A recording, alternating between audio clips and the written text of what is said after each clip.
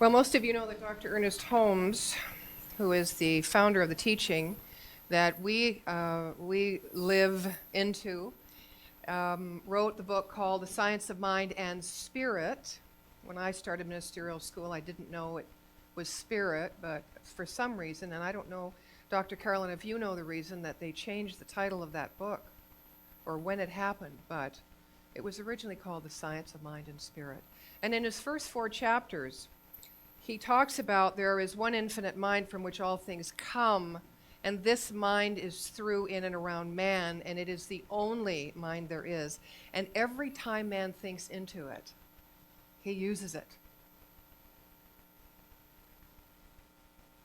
And that there's only one infinite spirit, and every time man says, I am, and proclaims his truth, then God, the God that is personal to each one of us, is sensed and known. It is said that we cannot know God, but we can sense and feel God's presence. So the principle of oneness for me is about how do I make this truth relevant in my life so that I can trust, that I can live in faith, and I can be in the world. And you might think I'm going to say, and not of it, but I'm not going to say that. I'm going to say, how can I be in the world and love it? We know we're not of it. We know we are greater than our last thought, our last experience. Dr. Holmes tells us that we are the thinker behind the thought. Therefore, everything that we have thought before that has eventuated or resulted in our life is something that has gone before us. But Dr. Holmes also says this principle of oneness is not bound by precedent. So anything that has gone before is good and great and graceful in whatever incarnation it has shown itself, but it is not the truth of us now in this present moment as we move our own mind into that experience and energy of oneness, like we do when we do our affirmative prayer. So spiritual mind treatment is so luscious because it starts in the place of the all, of the one, of recognizing that there is only one life. The life is God's life. It's perfect, and it's my life right now, no matter what's showing up. Whether it's on the level of, I'm looking at this wonderful woman here with this cast on her arm, there are things that happen where our hearts are broken, where we feel betrayed. But one of the things that I know that catches me more often than not is when I don't feel enough because I don't think I know enough. That has tracked me all my life. And it's very hard for me to know and trust the principle of oneness, meaning that I know a lot more than I think I know, but I don't know as much as God or infinite mind knows. But it's bit at my heels because I didn't even finish grade 11. And I remember my mom saying to me, Nadene, if you don't get a good education and you don't specialize in something, you will never make anything of yourself. And when I used to reach for the stars, my mom would say, stop reaching so high. Your imagination has got the best of you. You have to come down to reality. And I would say, but Mom, this is reality. As a kid, that's what we say, because our mind is not bound by precedent. Oneness, the idea that I'm one with all things, cannot be stopped or limited or bound by anything. And I would look up to my mom, because I was smaller then, and I would say, Mom, if I don't reach that high, should I fall, then I can fall higher than I was yesterday. Logic of a child. Well, she never did agree with me. But as a result, I, like you, I'm a bit of a rebel spirit. I, like you, don't think in ordinary terms. And I, like you, thirst and hunger for those moments of wonder and awe and curiosity and new experience in life. We are adventurers. We're like spiritual warriors, all of us. And when we talk about the principle of oneness, we must understand that we have to make it relevant in our life. It's not just a theory. It's not just something that's going to make us feel good in the moment and help us get through a difficult time. Dr. Holmes gives us the science and the way to prove to ourselves that we are one with the one and that we are co-creators of our own reality. We don't work alone. Sometimes I like to work alone, most of the time, actually. I like to work alone, but I'm always reminded that I can do much more and have a greater experience of joy and peace in my life when I acknowledge the senior partner. So I believe that humanity knows. And the reason I believe this is because I have been caused, like I'm sure you have, to your own healing and revealing in your life. How many of you have been through the challenges and still sit here to tell the story and can actually look back on it and almost laugh? How many of you? Right, we've got through the door. Have you ever noticed that? This big door? And it's like, it's ominous. We don't want to move through it.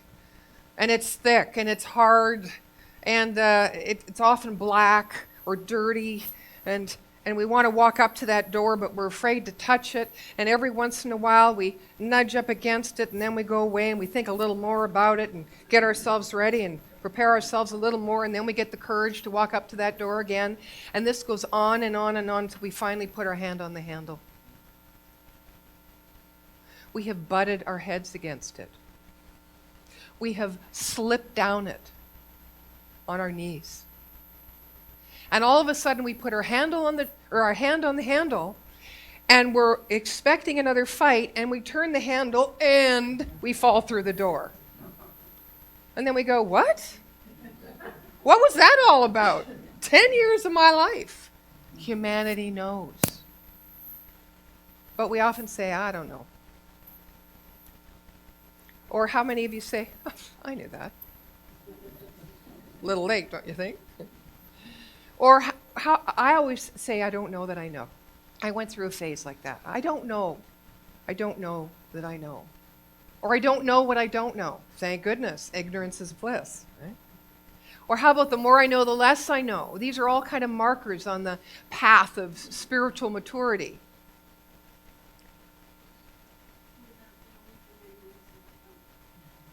Yes, yes, that is good. That is good.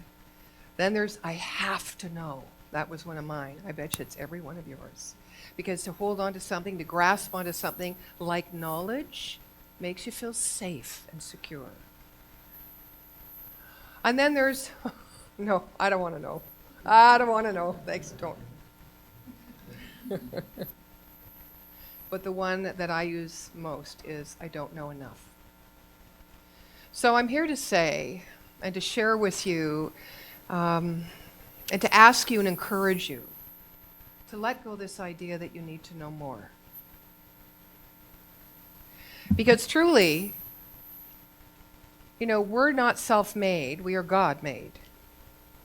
And if God is infinite, then everything exists within this Holy One, this infinite mind, then so too does it exist within us as we claim it, as we say, I am, as we are willing, as we surrender that which we think we know or think what we need to know, as we surrender the need for knowledge, which comes from where? It comes from experience. Through the generations, through history, through statistics. What if we were to use more of our creative imagination? Even then, our imagination is founded on the building blocks of what we have experienced.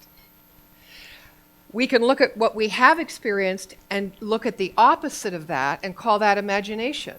But is it? Is it really tapping into the infinite mind of God?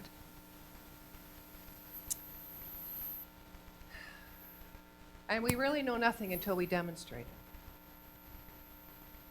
Dr. Holmes says demonstration comes before knowledge. So where do we demonstrate what we do know? Inherently, in our soul. How do we demonstrate that? We demonstrate it first in mind. We demonstrate it in a way that has us so convinced of its truth that we live from that truth. We don't live seeking the truth. We live convinced and committed to that truth. Not that easy. Dr. Holmes says we live in a spiritual system operating through the divine order of the law of its natural being. And as a spiritual being, within which is sourced an infinite creative resource to manifest whatever reality we choose.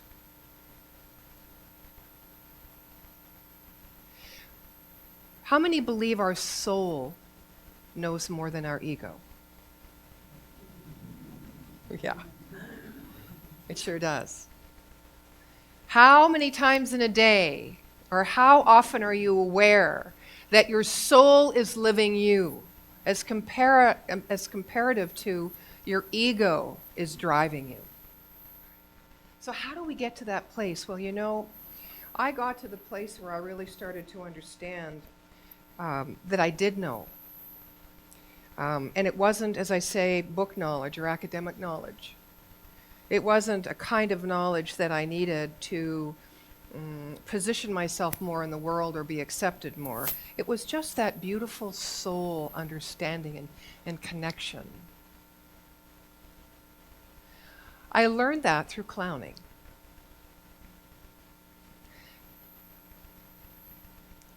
I don't know what you do sometimes to escape your own mind and your own pain or confusion or chaos or troubles. I don't know what you do. But before I learned to pray, I learned to perform as a clown. And that was a form of prayer, in a way, because prayer is about giving over or surrendering to something that is greater, that you have faith in, that you trust, that you know deep within your soul is there to support and to love you. You may call that God. You may call it your dog. You may call it a waterfall or an ocean. You know, that place where you feel that expansion, because wherever there's expansion, there's connection. And wherever there's connection, there's that sense of oneness. That you belong, that you fit, that you're not separate, that you matter. So I learned because I was never able to express my emotion. I used to drink in order to express my emotion. And man, watch out. I didn't like myself very much. But it's the only thing I knew because it was what I was taught. But when I put a red nose on, and that's a whole other story, it's divine intervention. I never thought one day, I've got the answer. I'll become a clown and I'll be healed. That was not in my mind. I had other ideas for my life. But when I put the nose on, and I went out and I spontaneously shared my emotion of what I was feeling in the moment. Now, I'm not just talking nice emotions. I'm talking arrogance. I'm talking anger. How about frustration or irritation?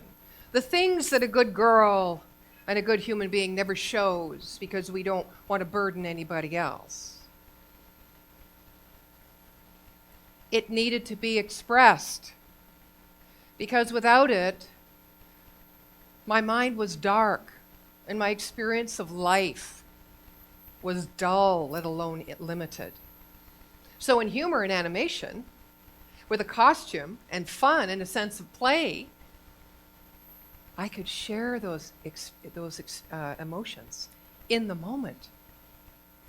In the moment. I didn't prepare for them. I didn't have to make myself ready. I just was what I was. That's when I knew that I was alive. I let myself be what I was in the moment. And sure enough, after a couple of months of clowning and expressing and releasing what was stuck inside me, since I was able to resist my parents and my environment in a way, through rage and crying and all sorts of weird little behaviors as a child, I stopped drinking. I did not need to escape because I was able to release. I was able to reveal myself. I was able to connect my mind with my emotion and my body and my physicality. I was able to integrate myself. I was not divided against myself. Integration, personal integration, oneness, coming together with all that you are and allowing it to express, oh my God. It's kind of like if you'd only drink more water, Nadene, your health would be so much better. It's right there. Do we do it? No. Yeah. Expression. It is the healing balm. It brings you together with everything you think you need to know or everything you don't want to know anymore of. It is the best thing that you can do to be in that feeling of sacred oneness.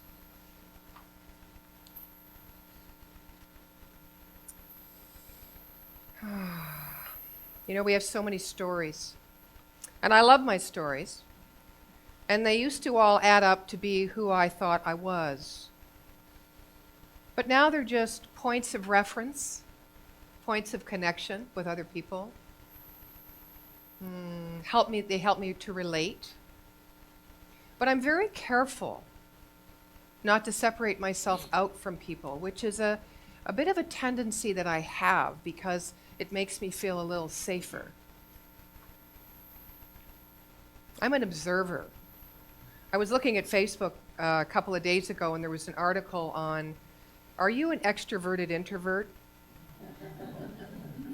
You know, people look at me and go, yeah, you're not an introvert. And I go, you have no idea how introverted I am. If I had my druthers, but you know, we learn to survive, to cope. And I've learned to be extroverted, to be out there. But the stories kind of bridge whether you're an extrovert or an introvert. They connect us at a level that we can relate to and that we sense others can relate to. But we mustn't make them who we are. They are what has gone before us, that we have helped and put our hand in our mind in creating. But what is our story? Who are we? Are we what we were, or are we on the edge, on the growing edge of our becoming? It is that place where we can be in the world and love it. Because if we hold ourselves back and suppress ourselves because we think we don't know enough, which to me equals the same thing as if we think we need to know more. We don't need to know more. We don't need to improve ourselves to feel empowered and whole. We need to approve of ourselves. We need to claim the idea that we are truly this one life. So we have to cultivate this idea of receptivity. And we have to make the space in our own life to listen, not to the authority, not to somebody else. You are your own best teacher. When we get out of our own way, which I did as lovable Louie the Clown, I was truly beside myself. I let go this notion of who I thought I was, and I just bead. It was like I just let it out. And I didn't have a thought or a judgment about what I was being. I just was. That's another thing that stops us. I was afraid of looking silly all my life. I was afraid of losing control. I was afraid of being intimate. And all of those things resolve themselves through the willingness to surrender, the willingness to give myself space and time for that beautiful connection, to feel the divine love of the presence of God rise within me. When I started using my creative imagination and stopped building a context or a concept of who I should be in life or what my life should look like, I was free. Eventually, though, I had to take the nose off. That's where the rubber meets the road. Because it was a crutch, but I knew all along. When I entered ministerial school, my ministerial teacher, Reverend Marilyn Knipp, said to me, you know, one day, Nadene, everything that you are as a clown, you will be without the nose. Red Skelton even said to me, when I met him many years ago in Calgary, he said, you have to take your face off. Many clowns have died without the world knowing who they were. Take the white face off. Now, in clowning, the white face is that transformational idea. It's like dying to who you are and moving out beyond through just expression in the present moment. So that's what I'm offering you today, to think about your own transformation and not to be afraid of death, because death is almost like the springboard that will allow you to be in the world and love it, to love the mystery, not just what is known by means of you, but what is known in the infinite mind of God that is always there, living, breathing, and moving in, as, and through you. It's like walking in an and both world instead of an either or world. Our mind must be stayed on the one. Must be stayed on the one, and from that all things become possible. There's a saying, transcend and include. Well, I challenge that. I think we need to include and transcend. I think by means of embracing our own humanity, we shall know our divinity.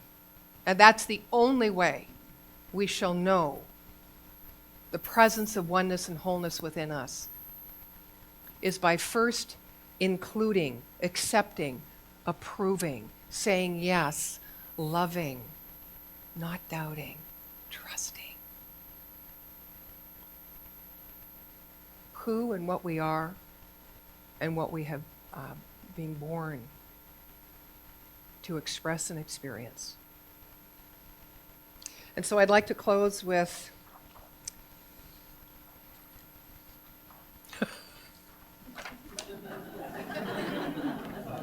oh, here it is. Dr. Ernest Holmes, 365 Days of Richer Living. He says, you are a self-choosing mind in a divinity which permeates everything. You are always in the midst of life, a life that lives eternally and lives through you now. Therefore, you need not be disturbed by the passage of time, the movement around you, nor the variations of experience through which you go. There is something within you that remains unmovable, that always speaks directly to you, saying, be still and know that I am God. Close your eyes.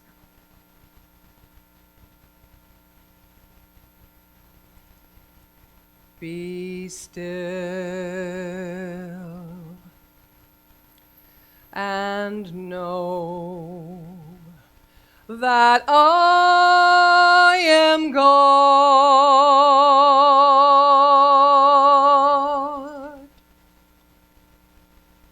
Be still and know that I am God.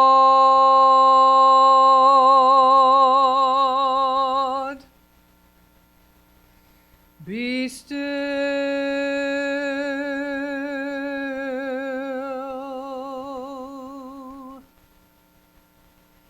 Be still.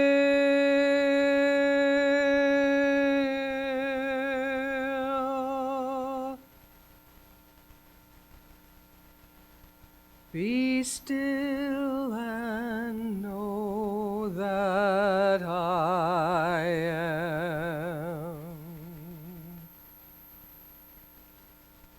God.